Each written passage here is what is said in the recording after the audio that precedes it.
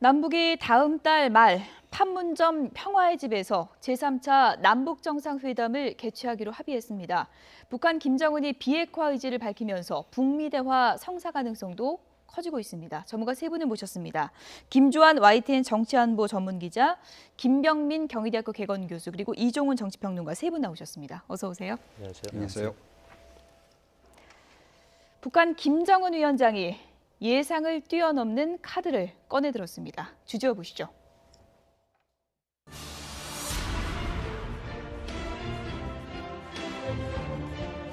경의하는 최고령도자 김정은 동지께서 남조선 대통령의 특사 대표단 성원들을 접견하셨습니다.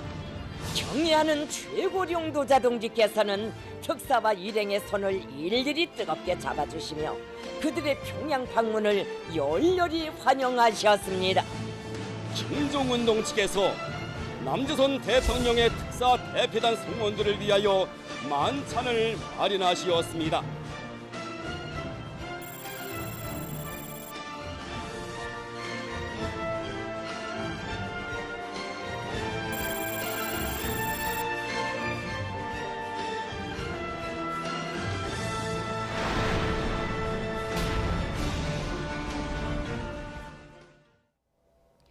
(4월) 판문점에서 남북 정상이 만나게 됐습니다. 김주환 기자, 네. 당장 다음 달입니다. 네. 상당히 좀 속도감 있게 이게 진행이 된 거죠? 그렇죠. 4월 말이라는 것은 이제 두 가지 의미가 있다라고 봅니다. 이제 구체적인 날짜를 정해야 되겠습니다만은 예. 사실 3월 25일부터 혹은 4월 초부터 미뤄뒀던 한미 군사훈련이 되는 거죠. 4월 참에 한미 군사훈련, 그러니까 한미 동맹 관련에서 여러 가지 충돌할 수 있는 부분이 많은데 일단은 훈련을 시작해놓고 기간은 줄이면 되거든요. 이런 부분에 여러 가지 신축성으로 탄력성 있게 할 수 있는 부분이 예. 있고, 두 번째는 3차 정상회담이라는 것은 대한민국 정부 수립 이후, 분단 이후, 한국전쟁 이후 양측의 지도자들은 다 만나려고 했어요. 근데 못 만났어요.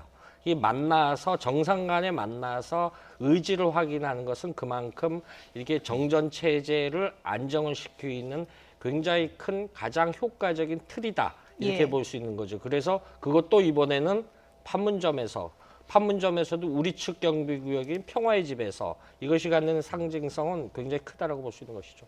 예, 판문점에서 개최된다. 이 의미를 좀 구체적으로 좀 짚어주실까요? 사실은 2007년도 2차 14선언이 나올 때 노무현 대통령이 당시 제안을 했죠. 다음에 서울에 오시라고 하는데 예. 당시 김정일 국방이 서울에 가겠다라고 했어요. 안 왔어요. 그 후에 이제 2012년도에 이제 사망을 하게 됐고요. 이런 과정이 걸쳤는데 사실 답방 형식으로 보입니다. 사실은 우리는 이제 자유민주 체제를 수호하기 있기 때문에 사실 서울은 이제 여러 가지 다이나믹한 도시지 않습니까? 또 의사 표현 수단도 다르고 그 표출하는 방법을 제재할 수 없는 예. 부분이 있고 그래서 여러 가지 판문점에서 한다라는 것은 그런 경호 문제도 피울 수 있고 그리고 사실 우리가 정전 체제에서의 한반도의 정전 체제를 지금 억제할 수 있는 기구가 유엔 사령부입니다. 유엔 그 틀 내에서 예. 국제 기구인 유엔의 틀 내에서 더군다나 실질적으로 그 800m 안에서 정상이 만나서 회의를 한다라는 거는 이것이 앞으로 정례화 그리고 여기서 드리고 싶은 말씀 우리가 최근 몇 년간 통일이란 단어들을 잘 안 써요. 잘 안 쓰기 그러니까 우리에서 오는 통일도 남북관계 행사에서만 쓰기 어떤 예. 특별한 노래가 돼버렸는데 사실 저희 여기 다른 분들도 어려서는 많이 불렀던 노래입니다. 그런데 이런 부분을 다시 되새길 수 있고 언젠가 우리는 다시 합쳐져야 될 민족이다. 이건 기본 합의서에도 나와 있는 부분이기 때문에 예. 이런 부분이기 때문에 3차 남북정상회담이 판문점에서 성사된다면 이것이 갖는 그 후에 정례적으로 가고 길게 가서 한반도의 평화를 유지할 수 있고 문재인 대통령이 늘 예. 강조하는 항구적 평화의 틀을 유지할 수 있는 예. 굉장히 첫 단추를 끼우는 것이다 이렇게 볼 수 있는 것이죠. 집권 이후 평화라는 키워드를 상당히 강조한 문재인 대통령이고요. 북미 관계가 이제 극단으로 치닫는 상황에서 특사단 카드를 꺼내든 거 아니겠습니까? 오늘 받아온 결과표를 보면 문재인 대통령 입장에서는 상당히 좀 흡족한 결과다 이렇게 볼 수 있겠죠. 그동안 이제 문재인 대통령이 얘기했던 거의 모든 성과물들이 사실 눈앞에 놓여 있다 이렇게 볼 수 예. 있다라고 보는데요.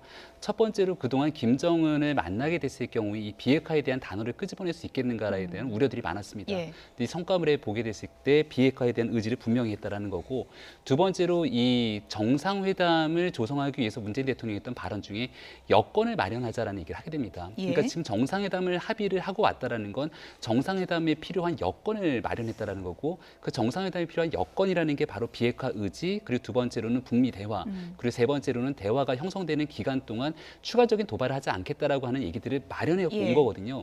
근데 사실상 이제 김정은 체제 들어서 처음으로 남북 간의 정상이 만나게 된다라면은 정상회담을 통해 무언가의 성과를 끌어내야 되지 않겠습니까? 예. 근데 다만 이제 한 가지 우려가 되는 것 중에 하나는 얼어붙은 대한민국 남북 관계의 핵심에는 이 오이사 조치가 있을 것이고, 오이사 조치에는 천안함 폭침이라는 것들이 있을 것이고, 김영철이 박람회에서 봤지만 사실 이러한 문제에 대해서 북한이 어느 정도의 이야기를 다시 한번 과거 문제를 짚을 것인가에 대한 얘기가 나오는데, 과거사에 대한 반성 없이 미래만 바라보는 것들에 대한 우려의 시각도 있을 수 있다는 점은 분명히 짚고 가야 될 겁니다. 예. 정리를 해보면 지난달 10일에 김여정이 김정은의 친서를 들고 온 거고요. 이번에 이제 우리가 올라가서 문재인 대통령의 친서를 전달한 거 아니겠습니까? 남북 간의 정상이 친서를 주고받자마자 큰 그림이 그려진 거예요. 네. 예. 조금 전에 이제 여건 이제 문재인 대통령이 이제 김여정 부부장 만났을 때 했던, 그러니까 여건을 만들어서 예. 성사시켜 보자라고 얘기한 그 여건에, 그러니까 이 절반은 지금 완성이 된 상황이다, 이렇게 볼 수 있을 것 같습니다. 그러니까 사실은 이제 이번에 그 북한에 가서 어떤 메시지를 받아오느냐에 지금 최대의 관심이 좀 모아졌던 거 예. 아닙니까? 그러니까 두 가지가 이제 가장 핵심적인 거죠. 그러니까 핵 보유국 반드시 인정받아야 우리가 대화에 나설 수 있다라고 하는 그런 전제, 또는 이제 비핵화 관련한 협상은 우리 받아들일 수 없다라고 예. 하는 그런 그 또 다른 전제. 그 두 가지가 사실은 이제 가장 걱정이 되는 대목이었고, 이 부분과 관련해서 북한이 좀 시원한 해답을 내놓지 않으면 그러니까 미국하고도 이제 대화가 좀 힘들어지는 상황, 그리고 당연히 이제 그 연장선에서 남북 정상회담도 힘들어지는 국면으로 갈 수 예. 있었는데, 이 두 부분에 대해서 일단은 이제 그 긍정적인 메시지가 이제 나온 거죠. 저도 사실은 이런 정도까지 예상은 못했습니다. 그런데 그러니까 모라토리엄 정도, 예. 그런 정도는 예상을 했으나 그거보다 한 단계 진전된 예. 반응이 분명히 나온 것은 분명하고, 그러니까 이제 남은 것은 이제 미국이죠. 미국이 이번에 이제 내놓은 김정은 위원장의 저 메시지를 어떻게 받아들이고, 예. 이것을 이제 뭐 어떤 그 대화의 전제 조건으로서 이 정도면 뭐 충분하다라고 예. 여길지, 아니면 여전히 미흡하다고 여길지, 예. 요게 이제 그 남은 부분이 아닌가 이렇게 생각합니다. 관심은 이제 남북 정상회담에 상당히 이제 쏠리게 될 텐데, 아무래도 지금까지 정상회담은 연배도 좀 비슷하고 했는데, 이번에는 문재인 대통령과 김정은 위원장, 얼핏 좀 그림이 잘 안 그려지는 면도 있습니다. 어떤 분위기라고 볼 수 그렇죠. 있을까요? 그런데 어떤 정상 간의 예. 만남이고, 그다음에 사실상 같은 민족임에도 불구하고 70여 년간의 예. 이질적 체제에 살아가기 때문에 그건 중요하지 않다라고 보고요. 예. 거기서 어떤 얘기를 나눠야 될 것이냐. 사실 오늘 6개 합의문인데 다시 곱씹어보면 3-1이 있었으면 하는 아쉬움이 있습니다. 어떤 개인적으로 겁니까? 뭐냐면은 예. 이 3번 항목은 북한은 한반도 비핵화 의지를 분명히 했으며 했는데 예. 3-1이 있다고 하면 우리는 한국은 북측에 대해서 북핵 비핵화 의지를 분명히 밝혔다. 이 부분에 이건 합의문이기 때문에 합의된 조항이 있거든요. 이런 부분에 대한 우리 측 의견이 6개 항목에는 좀 없어서 개인적으로 좀 아쉬움이 있고요. 예. 이런 부족한 부분이 일단은 뭐 3월 7일 날 여야 그 대표들이 청와대에서 회동을 한다라고 하면서 여러 가지 그 자기 측의 지지 세력들의 의견을 모아서 전달을 하겠죠. 거기서 수렴된 의견을 가지고 예. 정상회담 자리에 가서 또다시 북측 지도자한테 촉구를 하고, 이런 식의 이게 다시 구체화를 썩어 연그러지고, 이런 과정을 거치면은 보다 훨씬 탄탄한 예. 그 실천 방안들이 나오지 않느냐, 이렇게 예상해 볼 수 있는 네, 것이죠. 남북 정상회담 합의를 포함해서 특사단의 방북 성과를 정의용 수석 특사가 오늘 발표했는데요. 그 내용을 좀 한번 들어보겠습니다. 방북 기간 중 김정은 국무위원장을 만나 4시간 이상을 함께 보내며 문재인 대통령의 친서와 뜻을 전달하고 남북 간 재반 현안을 폭넓게 논의하였습니다. 첫째, 남과 북은 4월 말 판문점 평화의 집에서 제3차 남북 정상회담을 개최하기로 하였으며, 이를 위해 구체적 실무 협의를 진행해 나가기로 하였습니다. 셋째, 북측은 한반도 비핵화 의지를 분명히 하였으며 북한에 대한 군사적 위협이 해소되고 북한의 체제 안전이 보장된다면 핵을 보유할 이유가 없다는 점을 명백히 하였습니다. 넷째, 북측은 비핵화 문제 협의 및 북미 관계 정상화를 위해 미국과 허심탄회한 대화를 할 수 있다는 용의를 표명하였습니다. 다섯째, 대화가 지속되는 동안 북측은 추가 핵실험 및 탄도미사일 시험 발사 등 전략 도발을 재개하는 일은 없을 것임을 명백히 하였습니다. 저희가 합의한 내용을 간략하게 전해드렸는데 김명미 교수님. 네.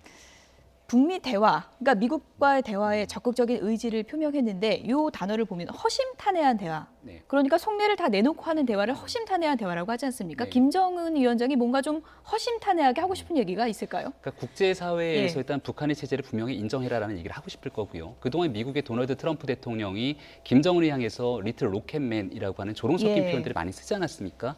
이러한 과정이 아닌 정상적인 형태로서 북한과 이 대한민국이 오늘 합의했던 내용 중 세 번째 항에 비핵화에 대한 의지의 얘기가 그렇죠. 있는데 그중에 무슨 얘기가 있냐면 북한에 대한 군사적 위협이 해소되고 체제 안전이 보장된다면이라는 단서가 달립니다. 결국 이거는 미국을 향한 대화의 메시지이기 때문에 예. 우리의 비핵화에 대한 조건을 이야기하고 있는 거거든요. 이 내용을 토대로 미국과의 대화를 하겠다라고 하는 건데 여기서 이제 우리가 좀 주목해봐야 될 점 하나가 더 있습니다. 그러니까 실제로 정의용 실장, 특사단 대표를 포함해서 곧장 이제 미국으로 가게 되겠죠. 근데 미국을 가서 북미 대화에 대한 설득으로 끝나는 것이 아니라 그 뒤에 중국과 러시아를 방문한다는 겁니다. 그리고 이어서 일본까지 간다는 거는 과거 육자회담 테이블에 앉았던 모든 국가를 방문한다는 것이고 예. 실질적으로 북한이 요구하고 있는 비핵화에 대한 전제적인 조건에 대해서는 과거 이제 중국과 러시아가 얘기했던 쌍준당 쌍기에 대한 이야기가 상당히 맥이 닿아 있거든요. 과연 이러한 부분들을 허심탄회한 대화의 테이블에서 미국은 어떻게 받아들일지가 우리가 주목해야 될 대목으로 보입니다. 김정은 위원장이 이렇게 이제 얘기를 했다고 합니다. 대화 상대로서 나는 좀 진지한 대우를 받고 싶다. 그러니까 지금까지 북미 간에 상당히 거친 말이 오갔잖아요. 로켓맨이라고 그러고 김정은 위원장도 또 뭐 늑다리라는 얘기까지 했고요. 네. 진지한 대우를 받고 싶다. 그러니까 로켓맨 이런 단어 쓰지 말라 이런 얘기겠죠. 네. 예. 근데 저게 이제 결국은 대등하게 이제 협상에 임하겠다라는 거를 예. 지금 의미하는 거다라고 생각합니다. 그러니까 내가 나이가 어리다거나 네. 어리다고 해서 좀 만만하게 보지 마라. 뭐 그런 의미도 있고 우리 이미 핵 가지고 있으니까 그 절대로 우리 또 우습게 보지 말라라고 예. 하는 그런 의미도 좀 담겨 있는 것 같고요. 그리고 정상 국가로 이제 대접을 좀 해달라라고 하는 그런 의미도 담긴 역시 좀 다의적인 의미를 좀 담고 있는데, 그러니까 이제는 이제 국제 그 외교 무대에 내가 정식으로 좀 데뷔하겠다라고 하는 그런 그 지금 모양새를 좀 확실히 이번에 좀 보여주는 게 아닌가 이렇게 생각합니다. 예, 만찬 그림을 좀 크게 보여주실까요? 보시는 것처럼 이제 다시 한번 그림을 좀 보여주시죠. 김정은 위원장이 과거 연설하고 이럴 땐 좀 초조한 모습도 보이고 그랬는데 만찬 이 장면을 보면 상당히 좀 여유가 넘쳐요. 그렇죠. 그 예. 장소도 조선노동당사 예. 북한 정권의 핵심 코어에 있는 곳에 진달래홀이라는 곳에 열렸다라고 하죠. 그리고 이제 유심히 봐야 될 것은 뒤에 그 이른바 칵테일 바라고 할 수 있는 것이 예. 수익지 그 어떤 그 바로 연결돼 있는 공간이 있고 이 부분이 하나 있고 그다음에 이제 좀 분위기가 서양적인 그렇죠. 분위기예요. 예. 어떤 뭐 평양도 제가 2차례 가봤습니다만은 이념 체제만 다르지 사람 사는 데는 다 똑같습니다. 예. 똑같기 때문에 그런 부분에서 의미 부여를 할 것보다는 굉장히 북한이 북미 대화 의지를 사실은 1968년도 플레이블로우 납북 이후부터 북미 대화를 하고 싶어 했어요. 예. 그런데 최근에 그 조짐이 있었죠. 북한 외무성 최선희 국장을 부상으로 승진시켰어요. 최강급. 영어를 가장 잘 하고 가장 미국을 제일 많이 하는 북한 정식 관료. 그래서 북미 대화에 기본적으로 뭐 더 실무회담을 한다면 최선희 부상이 팀장격 역할을 하지 않겠느냐라는 억측도 있을 거예요. 그 부분에 대해서 정상회담까지 가자라는 의지를 표명했다고 봅니다. 예, 지금 화면으로 보시는 것처럼 부인 이설주가 이렇게 연핑크 정장 입고 마중 나오는 것도 같이 나오고 저런 모습들이 상당히 좀 아버지 때에는 보기 힘든 모습 아니었습니까? 그러니까 김정일 시대에는 이제 은둔의 통치자로 불렸던 것처럼 예. 김정은 시대 들어서는 오히려 김정일보다 할아버지인 김일성을 따라하는 모습들을 보이게 되죠. 그러니까 지금 현재 저렇게 부인이 리설주를 대동하고 나왔다라고 하는 것들은 이번에 이제 과거에 그 본인의 동생인 김여정이 대한민국으로 오게 됐을 경우에 예. 청와대에서 굉장히 많은 환대를 해주지 않았습니까? 그 내용을 거의 비슷한 형식의 답방 차원에서 환대를 했던 모습들을 볼 수가 있는 거고요. 리설주를 대동해서 저와 같이 정상 외교의 과정 속에서 앞으로 김정은의 행보를 보여주겠다라고 하는 것들은 정상 국가로서 앞으로 외교적 무대에 나설 수 있다는 가능성들을 또 타진하고 있는 터라 가지고 있는 뭐 상당한 의미가 예. 있지 않을까 보입니다. 저는 사실은 저 만찬 장면에서 좀 여러 가지를 좀 느꼈는데요. 네. 우선 저 분홍색이 굉장히 좀 인상적이지 않습니까? 예. 그러니까 북한은 주로 붉은색, 그렇죠. 좀 강렬한 색 그런 색깔을 많이 쓰고 또 분위기 자체도 보면 이제까지 뭐 역대 이제 정상회담에서 봤던 그 무슨 만찬장의 모습하고도 상당히 다르다. 예. 굉장히 서구적이면서 보시겠지만 굉장히 부드러운 색깔을 좀 선택을 해서 예. 그리고 또 보면 그러니까 의전을 제대로 갖춰서 지금 하고 있다는 느낌이 딱 들거든요. 그러니까 우리도 이런 정도의 국제사회의 규범에 맞는 정도의 의전은 제대로 우리가 할 수 있다라고 하는 것을 보여주는 게 아닌가 저거 예. 역시. 그래서 트럼프 대통령도 오면 우리가 이렇게 예우를 할 거다라는 것까지 지금 염두에 둔 그런 포석이 아닐까라는 예. 생각이 들 정도로 좀 제대로 사실은 이번에 뭔가를 좀 보여주려고 하는 게 아닌가 이렇게 생각을 합니다. 뒤에 나비 넥타이 메고 이렇게 샴페인 따르는 모습도 보이고 저런 모습들이 다 조선중앙TV를 통해서 다 공개가 된 거잖아요. 그렇죠. 그런데 간과하지 말아야 될 것은요. 예. 조선중앙TV는 북한 주민들은 못 봅니다. 아, 못 그렇군요. 보고 이제 예. 해외 우리 같이 이제 예. 북한 전문가 볼 수 있는 이제 여러 이제 해외 채널을 해서 일례로 설명 지금 중국 공산당 전당대회 북한 중국 국민들 인터넷이 발달했는데도 못 보거든요. 예. 마찬가지 그런 측면이 있으니까 예. 그걸 측면을 감안해서 화면을 봐줬으면 합니다. 또 한 가지 좀 이 부분을 짚어보죠. 김여정이 이번에 우리 측에도 왔었고 그리고 이번에도 또 만찬장에도 나타나고 상당히 어느 정도 좀 힘이 있는 줄은 알고 있었지만 이번 기회로 더 좀 힘이 높아진 게 아니냐 그런 얘기가 많이 나오고 있습니다. 어떻게 그렇죠. 보십니까? 그런데 역설적으로 예. 그 김정은, 김여정 남매는 자기들밖에 없어요. 둘 관계가 삐걱대면 북한 정권이 무너지는 것을 의미합니다. 예. 그래서 그 서로 간에 어떤 남매가 아니지만은 정치적으로도 동반자 관계다. 굉장히 서로가 의지하면서 올라가야 되지만 그게 여성이기 이른바 때문입니까? 꼭 여성입니다만 사실 형인 김정철이가 예. 정상적인 활동을 못하지 않습니까? 지금 자꾸 정상국가 이야기를 하는데 예. 자기들 우리를 정상국가로 인정해달라는데 사실은 정상국가로 인정하는 건 국제무대에서 본인들이 정상국가로서 행동을 하면 됩니다. 비근한 예로 2015년도에 러시아 혁명 100주년 행사 때 현영철 인민무력부장이 거기 갔다 와서 처형됐습니다. 이유가 뭐냐면요. 다자외교 무대에 김정은 위원장을 초청을 했어요. 안 갔습니다. 왜냐하면은 다자외교 무대라는 건 뭡니까? 가나다 순이나 알파벳 순으로 정상 지도자 세워야 돼요. 그거 별도로 자기 특별 대우 안 해줬다고 책임으로 해서 현영철 숙청했거든요. 이런 게 정상외교입니다. 나를 더 특별 대우해달라는 게 정상외교가 아니거든요. 그래서 이 부분에 대한 지금 여러 가지 선의를 베푸는 거는 굉장히 좋은데 결국은 국제사회에서 외교적으로 안보적으로 실천이 가능한 남을 신뢰성을 가지는 것이 더 중요하다 이렇게 볼 수 있는 것이죠. 근데 그 이제 김여정의 이제 그 김여정 부부장의 어떤 지위랄까 예. 그런 걸 상징적으로 보여주는 게 이번 그 특사단 그 방북 과정에서도 이제 예. 확인이 된 것이 문재인 대통령의 친서를 본인이 읽고 김여정에게 줬다는 예. 거거든요. 바로 이렇게 김여정한테 바로 넘겼다는 거죠. 예, 그렇죠. 그러니까 이제 그만큼 이제 김영철 부위원장이 옆에 앉아 있었는데도 그쪽으로 줬다라고 하는 것 자체가 의미하는 것이 뭘까? 그러니까 둘 사이는 그런 정도로까지 이제 끈끈한 그런 그 관계가 유지되고 있고, 저는 오늘 저 만찬장을 꾸미는 거라든가 저런 그 의전상에도 예. 그 동안에도 김여정 부부장이 상당히 많이 관계를 해온 것으로 알려져 있잖아요. 이번에 역시 상당히 많이 관여를 한 것 같다라는 느낌이 좀 들고, 그리고 역시 두 명의 그 여인을 좀 정치적으로 굉장히 잘 활용하는 것 같다. 예. 그러니까 본인이 가지고 있는 대외적으로 알려져 있는 그런 강성 이미지, 또 비정상적인 그런 이미지를 두 명의 여성을 통해서 상당히 좀 많이 좀 이렇게 카바를 좀 하는 그런 측면이 있고, 그러니까 지금 리설주 씨 같은 경우에는 지금 이제 여사라고 부르지 않습니까? 북한 내에서.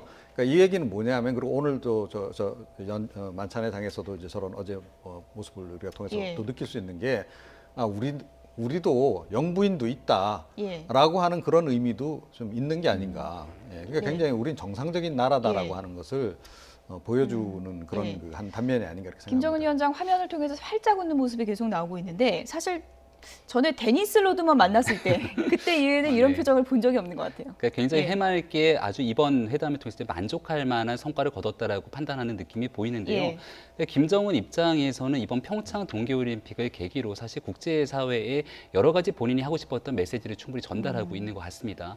특히나 이번 올해 이제 초에 있었던 신년사에서부터 핵단추가 본인의 책상에 있지만 이건 미국을 향한 것이고 계속해서 우리 민족에 대한 이야기를 끄집어내거든요. 예. 그러니까 이번에 있었던 6가지 내용들을 보게 되건데 핵무기와 재래식 무기를 남측을 향해 사용하지는 않겠다는 메시지를 주고 있고요. 조금 전에 우리가 김여정에 대한 얘기를 했지만 평창 동계올림픽 개회식에 김여정이 참석함으로 인해서 여러 가지 미소외교에 대한 효과를 거뒀다는 분석들이 나오고 있지 예. 않습니까? 그러니까 지금 현재 미국과의 대화를 통해서 북한에 의한 제재와 압박에 대한 문제를 풀어가는 것도 중요한데 예. 그 이전에 대한민국과의 관계 개선을 통해서 우리 민족에 대한 가능성들을 계속 높게 평가하고 있는 것들이 바로 김정은이 노리고 있는 모습이 아닐까라는 생각이 드는데 이러한 부분에 대해서도 분명히 좀 짚고 넘어가면서 한반도의 항구적 평화를 위한 여러 가지 노력들이 같이 함께 담보돼야 될 것 같습니다. 예.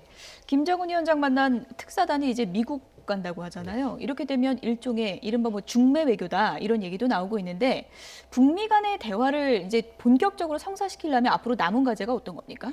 사실은 이제 개인적으로는 중매교라는 말을 쓰고 싶지 않아요. 아, 왜 그 그렇습니까? 스스로가 예. 우리 스스로가 패싱 예. 시킨다는 느낌이 들어요. 어떤 우리가 말을 한반도의 그럼 주역인데 쓰시겠습니까? 예. 우리가 운전자로서 해서 양측을 안 친다라고 봐야지 우리가 전통적인 결혼 가서 예. 남녀 간의 만남만 주하고 우리 중매는 빠지는 겁니다. 예. 우리가 빠지면 안 되죠. 우리 운명을 좌지우지해야 예. 될 건데 역설적으로 저는 북미 직접 대화도 중요하지만 남북미, 한국, 한미, 북 이렇게 만나면 더 좋겠죠. 그 정도로 우리가 여러 가지 역량을 갖춰야 될 것 같고요. 어찌됐든 간에 미국으로 건너가서 트럼프 행정부의 한반도 정책을 담당하는 실질적인 인사들 그리고 그 동아태 담당위원회라든가 미 군사위원회 여러 가지 이른바 아직도 변하지 않는 미국의 네오콘 세력들 예. 이런 사람들한테 설득을 해야죠. 설득을 해서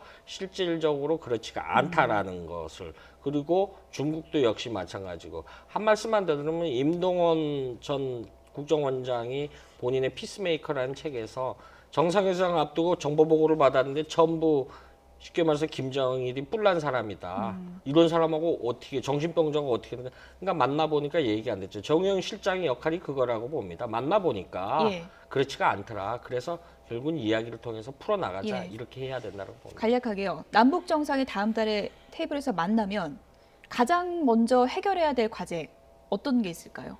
핵심적으로 해결해야 될 실제 얘기. 그 예. 어떤 군사적 그 긴장 완화 방안을 하자라고 그리고 정례적으로 여기서 만나자. 그 정상 만나는데 만나자. 거기서 예. 군사회담 할 수 없죠. 그러니까 한 달에 한 번씩 만나서 쉽게 말해서 차담회라도 하고 남북 정상이요? 예, 간담회라도 하자. 이것이 긴장 완화의 가장 실천적 모델이라고 봅니다. 예. 김정은 위원장이 이번에도 예상을 뛰어넘는 카드를 내놨기 때문에 또 남북 정상회담에서는 어떤 카드를 내놓을지 이것도 상당히 좀 기대가 되는데 김병민 교수님. 네. 정치적으로도 좀 얘기를 해봐야 될 것 같습니다. 이제 여의도에서도 여러 가지 해석이 나올 텐데 아무래도 지금 시점이 지방선거 앞두고 있기 때문에 네. 상당히 좀 큰 이슈가 되겠죠. 4월 말에 이제 정상회담을 예. 한다는 것은 정상회담 이후로 한반도 정세에 대한 여러 가지 측면들이 있을 거고요. 북미 대화가 이제 곧 성사될 것으로 아마 예측이 됩니다. 예. 그렇다면 여기 대해서 모종의 비핵화에 대한 이야기까지 끄집어냈기 때문에 특히나 보수 야당이라고 볼 수 있는 자유한국당의 입장이 굉장히 중요해질 겁니다. 이번 한반도 문제 해결에 대해서 자유한국당과 바른미래당이 어떤 입장을 내놓을 것인지 이 부분을 가지고 지방선거를 치를 수도 있는 내용들이 있을 예. 거거든요. 그러니까 일단은 내일 이제 문재인 대통령과 정의용 실장을 비롯해서 여야 5당 대표들이 모여갖고 여러 가지 내용들에 대한 성과를 설명할 것인데 특히나 아마 한국당의 고민이 클 것 같습니다. 왜냐하면 한반도의 평화를 위해서 비핵화라고 하는 명확한 의지를 표명했기 때문에 예. 여기에 대해서 문재인 정부가 가고자 하는 길에 대해서 일단은 지지를 해야 되는 것인지 아니면 이것조차도 문제가 있기 때문에 막아야 되는 것인지에 대한 선택이 필요하고요. 예. 그 결과에 따라서 사실은 지방선거가 치러질 수도 있기 때문에 이번 지방선거를 관통하는 뭐 개헌부터 시작되는 여러 가지 키워드가 있습니다만은 결국은 남북 정상회담 이후에 한반도 정세를 가지고 지방선거가 치러지게 될 가능성을 배제하기는 어려울 것 같습니다. 예. 어쨌든 결과는 조금 전에 발표가 된 거고요. 이 과정에 있어서 한국당이 지적을 했던 부분은 좀 투명하지 못한 게 아니냐. 좀 뭐 밀실 협의냐 이런 또 비판도 제기하기도 했는데 과정에 대해서는 어떻게 보십니까? 그러니까 뭐 이제 그런 오해를 살 부분들이 이제 적잖이 있었죠. 예. 사실 그것 때문에 문재인 대통령이 지지율이 좀 하락하는 그런 것도 있었고 또 평창 올림픽 기간 내내 사실은 좀 북한에 끌려다니는 듯한 모습을 보임으로 해서 손해를 봤던 측면도 이제 있는 거고요. 그런데 이제 오늘 이번 이제 특사 이제 방북을 통해서 그걸 어느 정도는 만회를 할 계기를 이제 만든 것은 예. 분명한데 이제 남은 것은 미국의 반응이죠. 특히 트럼프 대통령이 어떻게 반응을 보이느냐. 그러니까 아니 뭐 그러니까 이 한국에서 이제 특사단이 가서 뭐 약간의 메시지를 받아오긴 했는데 뭐 실제로 변한 거 별로 없다라고 만약에 얘기를 하면서 아니 북한이 뭐 그렇다고 핵 보이고 뭐 포기한 거 아니지 않느냐라고 반응을 보이면서 다시 또 유보적인 태도 또는 또 강경 모드로 전환을 예. 한다라고 한다면 이게 또 다시 또 급냉할 수 있는 그런 그 상황이기 때문에 예. 좀 더 지켜봐야 한다. 일단은 그렇게 생각을 합니다. 김주환 기자 끝으로 이 부분을 좀 짚어주시죠. 남북 정상회담에 대한 물론 기대감이 상당히 큰데 회의론도 만만치가 않습니다. 회담에서 성과 내 봐도 좀 지나면 북한이 또 똑같이 돌아가고 과거에 이제 그런 경험이 되풀이됐기 때문에요. 그렇기 때문에 이번 정상회담은 과거와 좀 달라야 된다. 이런 비판도 많은데 어떻게 보십니까? 사실은 만남 자체가 중요하다라고 합니다. 뭐 첫 술에 배부르겠냐라는 예. 우리 속담도 있지만은 그래서 저는 그래서 정례를 이야기를 하는 겁니다. 정례 그 현안마다 지금 모든 현안을 짧은 만남 속에 다 담아서 해법을 찾을 수 있는 것은 불가능하거든요. 예. 그래서 서로 오해를 보고 과거에 요 말로 대신할까 합니다. 1.11 사태 났을 때 울진 삼척지구 무장공비 사태 났을 때 그 당시에 냉전 체제 때 박정희 대통령이 북한과의 손을 잡아야 된다. 왜? 손을 잡고 있어야지만 적이 무슨 생각을 하는지 알 수 있다. 한 손에는 손을 잡고 있어야 된다라고 했습니다. 역시 우리가 그 당시에 긴장 모드는 아니지만은 그럼에도 불구하고 정례적으로 만나고 한라인을 설치한다라고 하지 않습니까? 아침, 점심, 저녁으로 점심에서 뭐 가벼운 인사를 나누면서 여러 가지 이야기를 예. 하는 것도 굉장히 중요한 있고 사실상 정상회담이다 이렇게 볼 수 있는 것이죠. 예.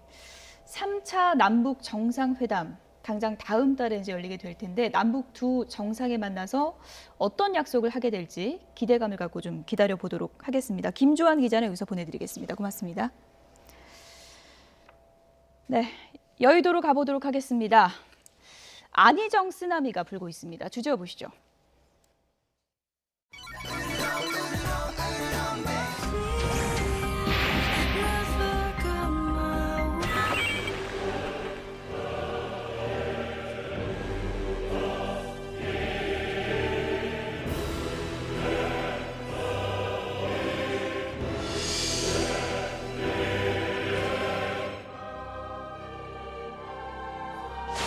안희정 도지사에 대해서는 출당 및 전형 조치를 밟기로 결정했습니다. 다시 한번 국민 여러분께 죄송하다는 말씀부터 올리겠습니다.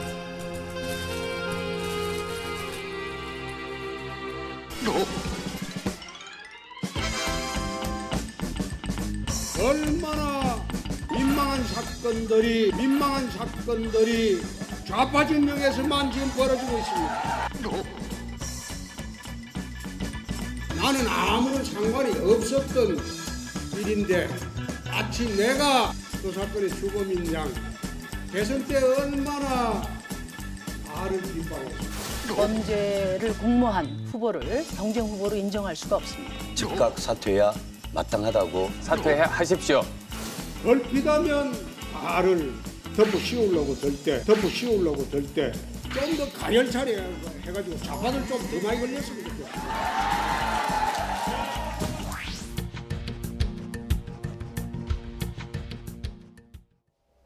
네, 정치권으로 번진 미투 쓰나미, 여야 대표 대응법을 보셨는데요. 추미애 대표 먼저 SNS에 이런 글을 올렸습니다. 내용 보시죠. 네, 두 딸 보기 참 부끄럽다 이런 글을 올렸습니다. 어젯밤 늦게 귀가해서 근심스러운 눈으로 저를 대하는 두 딸 보기가 부끄러웠다면서요. 딸들이 우리가 살아야 하는 세상이 아직도 이래? 세상이 무섭고 끔찍하다 이렇게 말을 하는데 엄마로서 또 공당의 대표로서 참 할 말이 없었다라고 썼습니다. 큰 충격을 받은 국민에게 거듭 사죄의 말씀을 드린다고 했고요. 정치공학이나 선거공학 등 좌고우면하지 않고 불관용의 원칙을 적용해서 성범죄를 뿌리 뽑겠다 이렇게 말했습니다.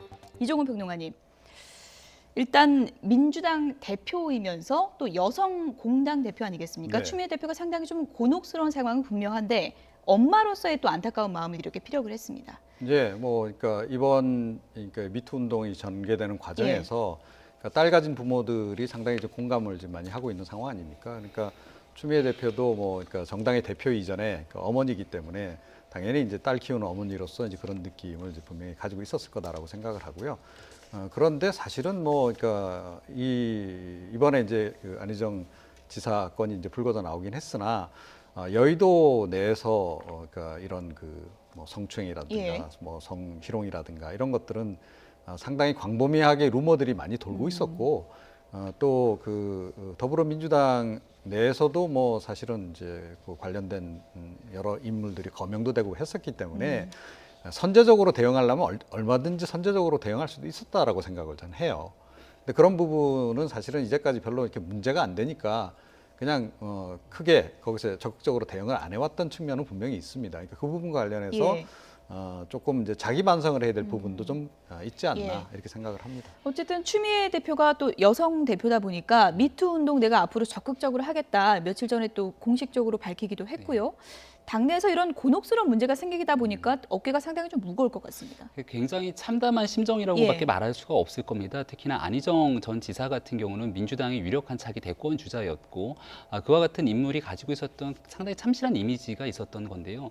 지사로서 본인이 직속 장관으로 있는 이 비서에 대한 추행이 일어났다고, 예. 추행 폭행이 일어났다고 하는 부분들에 대해서는 뭐 두말할 나위가 없는 거겠죠. 그러니까 과거와 달리 굉장히 빠른 시간 안에 당일의 뉴스가 보도되고 2시간이 안 되는 시간 만에 긴급 최고위원회를 소집해서 출당 제명 조치를 결정 내린 데는 다 이유가 있었던 것 같고요.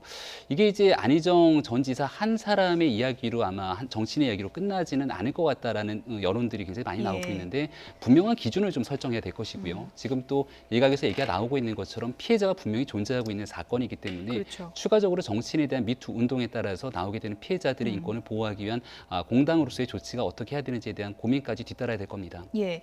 안희정 전 지사가 상당히 좀 정치 인생이 굴곡졌었고 또 오랜 기간이 있었잖아요. 이번 일로 뭐 충청 대망론이라고 할까요? 이것도 좀 물거품이 됐다 이렇게 볼 수 있겠죠. 네, 예. 뭐 이제 충청 대망론의 주인공이 뭐 안희정 지사 전 지사만 있었던 건 아니죠. 예. 뭐 반기문 전 유엔 사무총장도 있었고 이제 여러 인물이 있었는데 어찌됐건 지금 이제 그 여권에서의 가장 유력한 차기 대권 주자였던 것은 분명하지 예. 않습니까? 이제 그런 측면에서 이제 더불어민주당으로서도 상당히 좀 타격은 있다. 그러니까 뭐 안 전 지사가 정말로 뭐 차기 대권 주자로서 그러니까 더불어민주당의 최종 뭐 경선까지 통과해서 최종 예. 대선 후보가 될지 안 될지는 예. 아직은 모르겠으나 그럼에도 불구하고 당내에서 어찌됐건 뭐 이제 여러 명의 유력 대권 주자가 있다라고 하는 것은 굉장히 중요하거든요. 그런 측면에서 이제 그 상당히 이제 손실이 좀 큰 상황이고 당장 사실은 지방선거에도 지금 이게 어떻게 악영향을 미칠지 예. 알 수 없습니다. 그러니까 그동안은 한마디로 분위기가 좋지 않았습니까? 문재인 대통령 지지율 고공행진하고 있었고 예. 또 더불어민주당이 뭐 이변만 없으면 그러니까 거의 뭐 이제 이번 그 지방선거에서 압승할 가능성이 그런 높은 상황이었는데 그러니까 정말로 이거는 이제 큰 대형 악재가 불거진 것이기 때문에 예. 그러니까 앞으로가 저는 굉장히 중요하다고 생각합니다. 그러니까 안전지사를 그냥 제명 처리하는 식으로 그러니까 이건 예. 뭐 꼬리 자르기 의미도 있는 거 아니겠어요? 그런 정도로 이게 끝났다라고 생각하고 있으면 큰일 난다. 그렇게 생각합니다.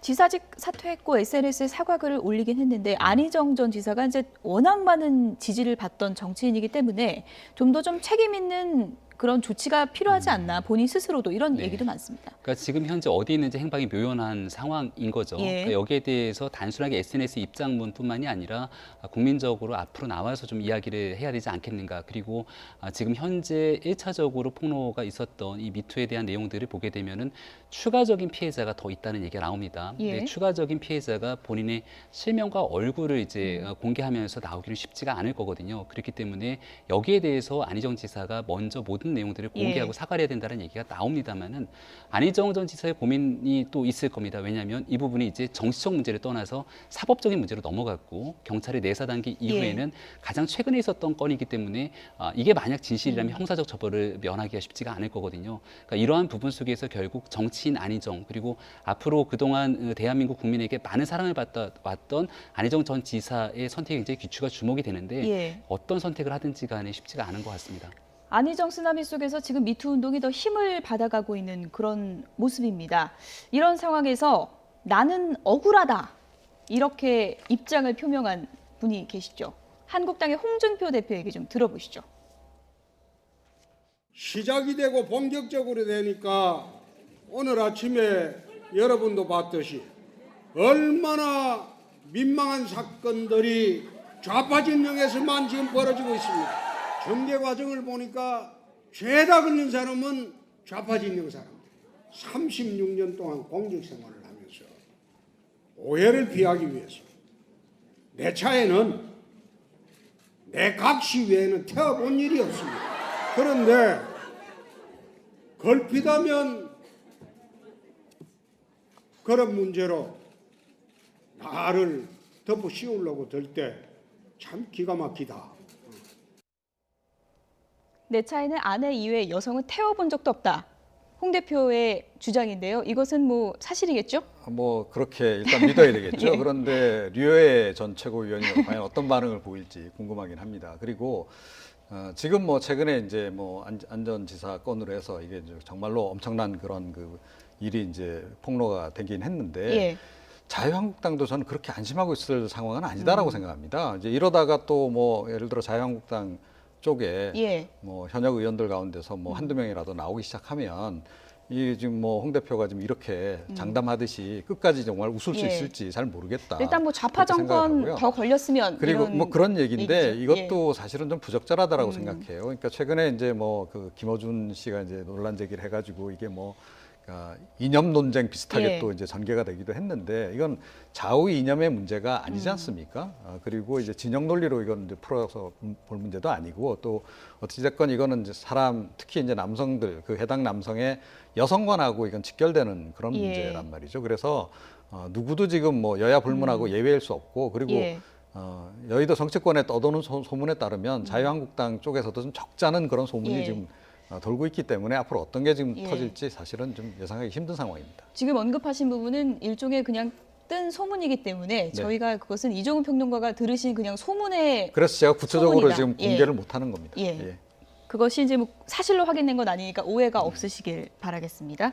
어쨌든 홍준표 대표 입장에서 오늘 좀 이렇게 재미있게 표현을 했지만 자기에게 지금까지 씌워졌던 이미지가 다소 좀 억울한 부분이 있다. 이런 부분을 강조한 것 같아요. 대통령 지난 선거 때 돼지발정제 발언 때문에 겪었던 예. 곤혹스러운 내용들이 있는 거고 또 조금 전에 류호의 전 최고위원 얘기를 했지만 거기에 대해서 이제 추행이 있었다는 문제 때문에 한 언론사랑 지금 거의 전쟁과 가까운 사태를 벌이고 있는 뭐 상황이기도 하지 않습니까? 저는 이 부분에 대해서 자유한국당이 민주당을 대상으로 여러 가지 안희정 지사, 전 지사의 내용을 가지고 모든 것들 충남지사 후보를 내지 말아라라고 하는 정치적인 공세까지 가는 건 좀 너무하다는 생각이 듭니다. 다만 그 이전에 더불어민주당의 반성도 반드시 필요한데요. 과거 이제 최교일 의원의 사건이 만약 이 서지영 검사의 미투를 통해서 촉발이 됐을 때 예. 한국당에 대한 공격에 대한 공세가 예. 있었던 거고 이렇게 특정 정당의 성적인 범죄라든지 문제가 있을 때마다 정당을 전체를 싸잡아서 굉장히 비판했던 문제들이 있었던 겁니다. 그러니까 여기에 대해서 잘못이 있으면 개인의 잘못을 도려내고 고치기 위한 제도와 시스템의 개선 접근으로 나가야 되는 건데요. 예. 지금은 각 정당이 해야 될 일이라고 하는 건 이 미투 운동 속에서 피해자가 얼마나 큰 고통을 감내하면서 이 내용을 얘기를 했을까를 주목하고 이러한 일들을 정말 피해자가 2차, 3차 피해가 없도록 할 수 있는 시스템 정립에 손을 좀 모아야 될 때가 아닌가 생각이 듭니다. 예. 이번에 뭐 안희정 전 지사와 관련한 이 미투 폭로 사태가 일종의 쓰나미가 되고 있는 것은 안희정 전 지사에 대해서 허탈함, 일종의 좀 배신감도 느낀다 이런 분들이 상당히 많기 때문인데요. 폭로가 이뤄진 날 당일에 안희정 전 지사가 오전에 한 행사에 참석해서 이런 얘기를 했습니다. 들어보시죠. 검찰 내의 미투 운동을 시작으로 우리 사회에서 미투 운동이 각계 모든 곳에서 일어나고 있습니다. 우리가 오랜 시간 남성 중심의 사회와 권력 질서에서 살아왔습니다. 이 남성 중심의 권력 질서와 이 문화가 가지고 있는 폭력성이 사실은 우리 모두에게 남아 있습니다. 남성 중심의 문화라고 하는 것은 힘이 있으면은 힘의 크기에 따라서 계급을 짓는 것, 이게 우리가 인류 역사에서 남성성의 문화의 한 특징이기도 했습니다. 이런 것에 따라서 실질적으로 행해지는 모든 폭력이 다 희롱이고 폭력입니다. 성평등, 인권 보장이라는 관점에서 일체의 희롱이나 폭력, 그리고 인권의 유린을 막아내는 새로운 문화들을 만들어냅시다. 김지은 씨가 폭로한 당일 오전에 안희정 지사는 이렇게 미투 운동을 지지한다, 이런 발언을 했습니다. 이런 대목이 더 이번 일이 납득이 안 간다라는 분들이 상당히 많고 좀 분노하는 분들도 많은 것 같습니다. 그렇죠. 그래서 이제 두 얼굴의 이제 안희정이라는 이제 얘기가 좀 나오는 거 아닙니까? 그러니까 차라리 앞에 저런 얘기를 안 했으면 모르겠는데 저런 얘기를 하고 본인은 정반대되는 또 행동을 실제로 한 거 아니겠어요? 특히 이제 2월 25일에 있었던 미투 운동이 상당히 진행되는 과정에서 그 피해자를 다시 만났는데 그날도 또 이렇게 또 가해를 하는 이런 일을 이제 저지른 그 부분에 대해서는 정말 용납하기 좀 힘든 그런 부분이 분명히 존재하는 거죠. 그러니까 지금 이제 진보 진영 인사들이 이번에 이제 미투 운동에 이제 그 가해자로 등장하면서 그러니까 더 사실은 이게 보수 진영 인사들보다 비난을 받게 되는 이유는 뭐냐면 이런 겁니다. 그러니까 아니 그렇게 깨끗한 척 하더니 당신네들 보니까 뭐 똑같네.